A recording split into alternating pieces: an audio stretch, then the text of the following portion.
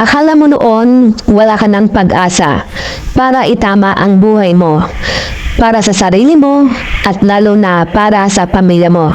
Pero ikaw ay nagkamali. Nilakad mo na yung madilim na landas at matawik na daan. Naligaw, nadapa at halos hindi na makabangon.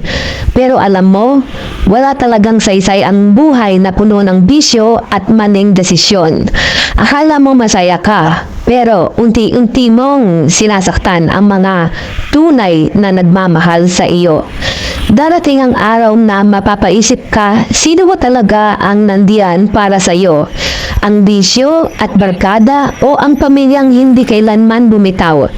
Kahit nung pinili mong lumayo, mas mahalaga sila, mas totoo ang pagmamahal nila. Huwag mo nang hintayin yung araw na nagsisisi ka, kasi baka huli na. Kapag yung taong pinagtaksilan mo hindi ka ginantihan, bagkus na nahimik lang siya at hinayaan ka sa panloloko na ginawa mo sa kanya, maniwala ka. Mabuting tao yung pinakawalan mo. Dahil hindi pumasok sa isip niya na gantihan ka. Dun pa lang sa part na nasaktan siya ng sobra, ay nanahimik lang siya. Ibig sabihin lang nun, lahat ng ginawa sa kanya ay pinagpapasa Diyos na lang niya. Kaya kung sa tingin mo, kawalan niya na niloko mo siya, ay kakamali ka. Kawalan mo yun. Dahil iniwan mo yung taong may mabuting puso, pero niloko mo lang. Hindi sa lahat ng panahon ay magugustuhan tayo ng mga tao. May mga pagkakataong hindi natin kayang i-please ang lahat. At sadyang may mga tao talagang hindi magiging pabor sa atin. Ang mga ganong klaseng tao ay hindi dapat magpahina sa atin. Ang tunay na halaga ng isang tao ay hindi nasusukat sa opinyon ng iba, kundi sa kung paano tayo maging mabuti sa ating sarili at sa pinapakita nating kabutihan sa ibang tao. Huwag kang mape-pressure, hindi naman paligsahan ng buhay. Hindi naman record na dapat mas magaling ka sa kanila.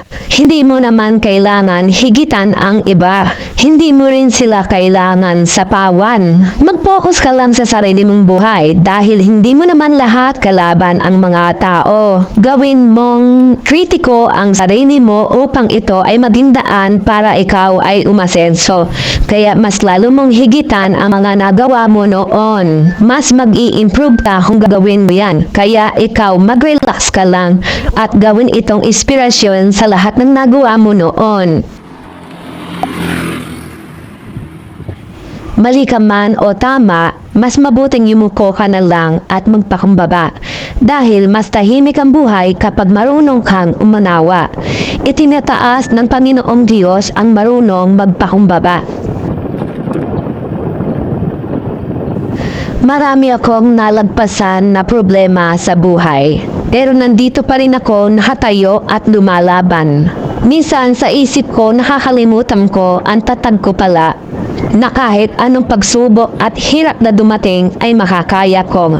Kaya sinasabi ko sa sarili ko kung kinaya ko noon, kakayanin ko ulit ang hirap ng buhay na aking dinadanas. Hindi ako susuko sa hamon ng buhay dahil alam ko sa sarili ko na ako ay matatag.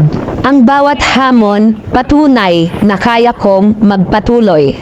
Dahil alam kong mas maganda ang bukas na naghihintay. Mali ko fiesta yan. Fiesta tapos sa fiesta. Ay, may nasa dito. Wala, sarado lang. Ay. Oh, sige na.